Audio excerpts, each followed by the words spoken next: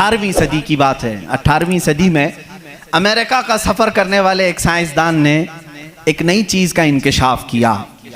Atlantic ocean میں یا سمندر کے ایک حصے میں ایک ایسی جگہ ہے جو بالکل ہی ڈارک ہے، ڈارک سپیس اس کو کہتے ہیں، یعنی وہاں روشنی بالکل نہیں، سورج کی ایک کرن بھی وہاں نہیں آتی، اتنا وہاں پر اتنی وہاں تاریکی ہے۔ یہ کب؟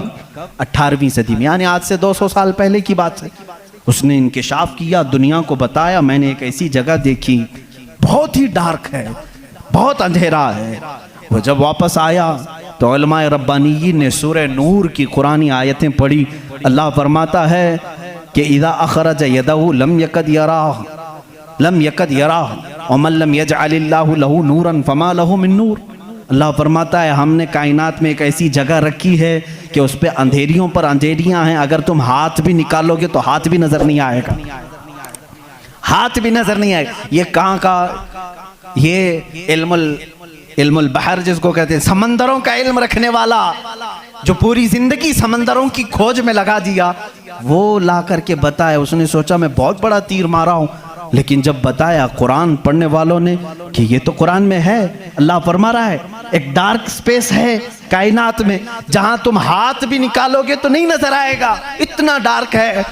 وہ سٹپٹا گیا، پریشان ہوا، میں اس کی تحقیق کروں گا، یہ قرآن میں آئی کیسے بات؟ سب سے پہلا دنیا کا میں انکشاف کرنے والا ہوں، میں اس کو سب کو بتانے والا پہلا فرسٹ آدمی میں ہوں، یہ پہلے سے کہاں سے آ گئی قرآن؟ پھر وہی دو باتیں میں بتاتا ہوں میرے عزیزوں۔ اس کو بھی یہی جھٹکا لگا کہ یہ قرآن اس زمانے میں نازل ہوا جب سائنس کا وجود نہیں تھا، اور اس پر نازل ہوا جس کو دنیا میں کسی نے سکھایا نہیں تھا۔ بعد میں پھر اس نے یہ سوچا شاید ہو سکتا ہے پروفیٹ محمد صلی اللہ علیہ وسلم سمندروں کا سفر بہت کرتے ہوں گے، ان کے سمندروں کے سفر میں شاید کبھی یہ جگہ آ گئی ہوگی، اس لیے انہوں نے اپنے من سے قرآن میں یہ لکھ دیا ہوگا۔ اس نے یہ نتیجہ نکالا، لیکن دوسرے ہی دن اسے پھر بڑا جھٹکا یہ لگا کہ جب سیرت مصطفیٰ پڑھا اس نے، اللہ اکبر، حضور کی 63 سالہ زندگی میں آپ نے ایک مرتبہ بھی سمندر کا سفر کیا ہی نہیں۔